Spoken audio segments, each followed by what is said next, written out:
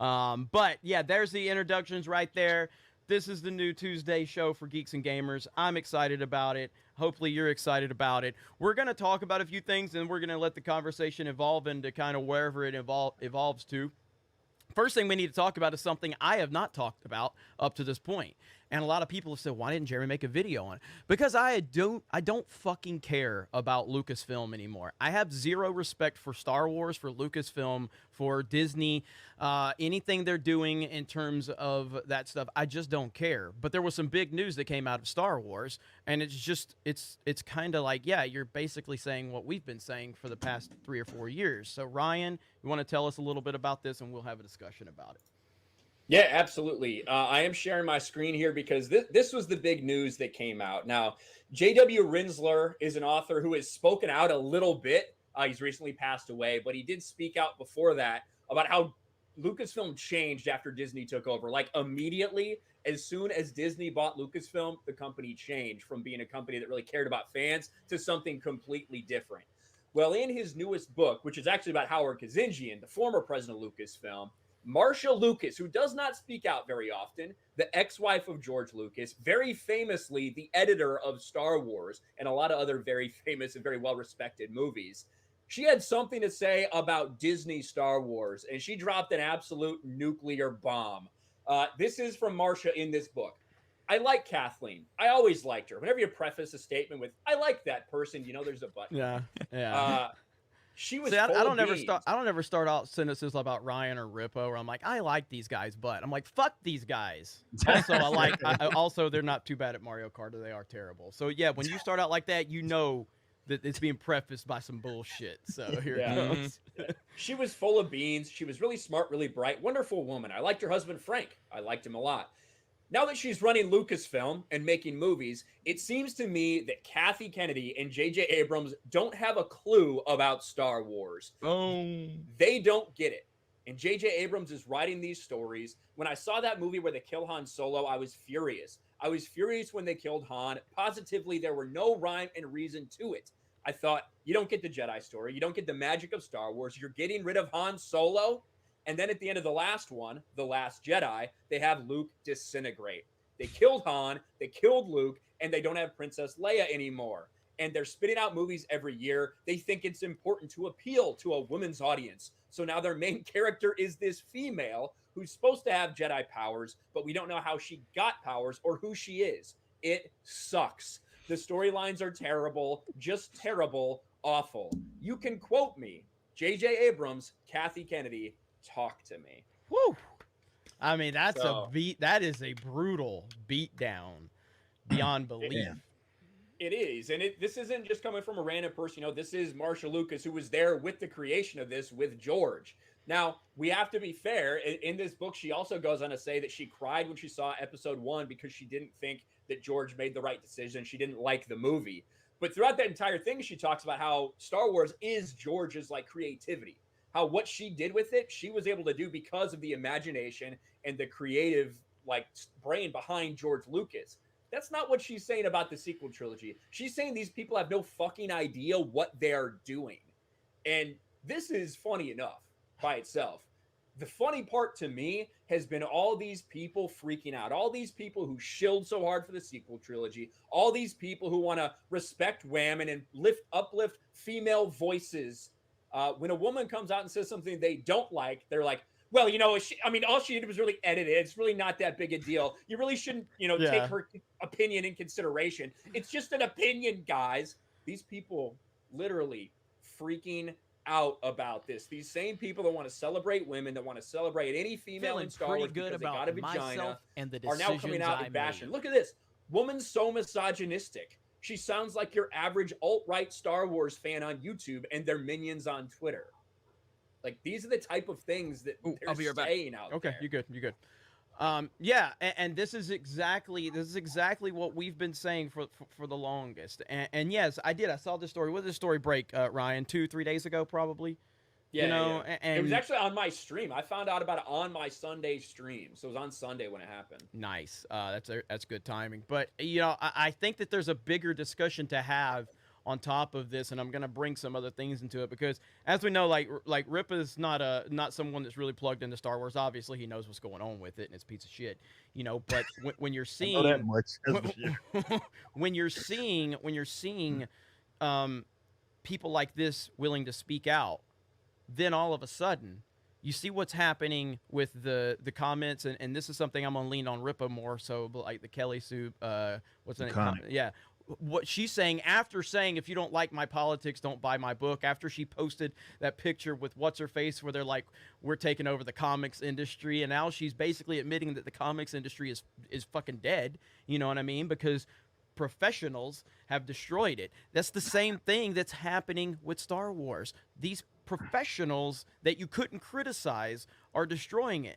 And I think it's a bigger problem with what's going on in the world, where there are professionals that you can't question, and the professionals tell you you have to do this to your body. You can't question it. And I think that that's the bigger overarching thing from a far left mentality. But, you know, Adam, I was just kind of talking about with Star Wars and how people are willing to speak out to this level, and then you've got the comics industry collapsing, and you've got people that once upon a time were saying, if you don't like my politics, don't buy my book, and now those same people are sitting here saying, yeah, the comics industry is failing big time, and it kind of goes back into this bigger overarching theme of the world right now, where you can't question those professionals. And if you question those professionals, you're a you know, I was gonna say some horrible words that I probably shouldn't say here, but you're a bad person. You're a Trump supporter. You're an alt-right dog whistler, something like that. But Ripa, what do you think about all of this? Well, no, it's like hearing that story is basically someone that's been kind of connected to the industry in some way, or rather the brand in some way, that sees it going in a direction that just doesn't make sense. And like Ryan had mentioned, like, yeah, you could look at something else that even maybe George was a part of and criticize that, but you can't say that he didn't obviously understand his creation. That's a different subject matter, and that's exactly what we're seeing. Ironically, now, you know, I mean, I don't know if irony is really the proper term to use what's going on, but Disney also owns Marvel, and it's the same shit. As well as what's going on with Marvel, where you have a bunch of people that have no idea what they're doing, probably should be nowhere near any of these books, these characters. They don't really understand it.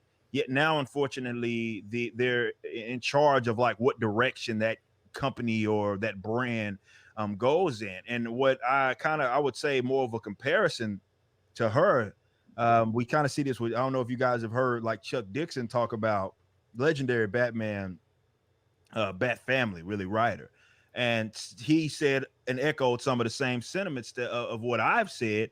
Despite being connected to all that, it's like Tim Drake gets bisexual out of nowhere, and he's like, "What the fuck?" Like, these guys have no idea. Yeah, I didn't create Tim Drake, but I had a lot to do with his development, and none of this makes sense. But what it does is echoes the sentiment of like, they don't understand. The people that are now in control of the brand don't understand. And yeah, obviously they're more connected with their like social views and social preferences than anything. And if they can use the stories or the characters to tell that, then that's what they're going to do. But I think it they do ultimately understand. I think they do. I think they know exactly what they're doing with it. And you just said it. They're using the brands that they know people love and changing them to like push their ideology into everything. You know, all these beloved characters. They know exactly what they're doing. You know, I think it's on purpose. Yeah, most definitely. No, I don't disagree with that at all. I would say it's purposeful, because these guys are blinded by, or rather controlled by, their political or social views, and they can't detach themselves from that. I say this all the time. It'll be the equivalent to me writing Batman, who is my favorite comic book character as an adult, and turning them into a full-blown fucking anarcho-capitalist. That's not what Batman is. He's never been that. And it would be a fucking weird ass story if I did. It would be off brand, right? If I turned him into that, and also he would be black. Well, yeah, of course I would have to race change him, maybe even gender swap him as well. To be completely honest, but no, like it would be the equivalent to me doing that weird shit.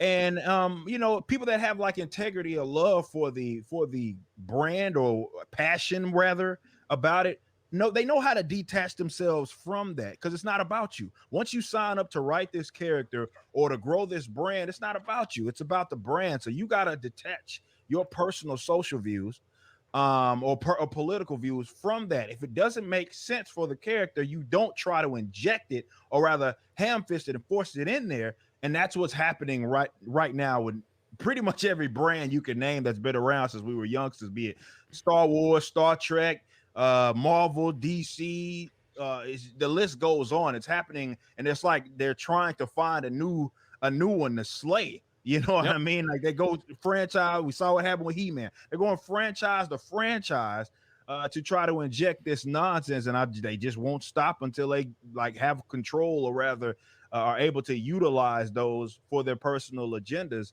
If you like it, they want control of it, and they want to then force it down your throat. And then they try to gaslight you when you say this is off brand. They'll say dumb shit like, "Oh, well, it's always been this way. It's always been this way."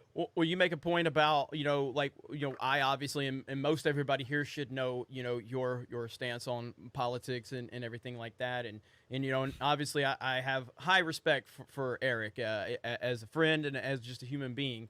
Not as a Mario Kart player, but overall but I have high respect for him, but no bullshit. Like if Eric was in charge of Batman and he turned him into what Ripa believes in politics, I'd be like, you're a piece of shit, dude. Like, what the fuck are you doing, Because that's not, and that's exactly what these people are doing. They're pushing their own views into these pre-existing characters, and they're intentionally making people mad. And then when people get mad, they dismiss them. They call them all Trump supporters.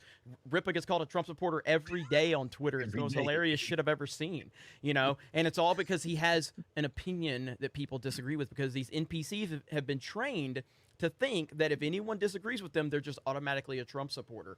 And on any level too. That's the crazy part. It's not just like, oh, you disagree with this, all right, well, we at least agree on all these other things. It's like, no, suddenly you're just their full-on enemy on all fronts. Right. That's the craziest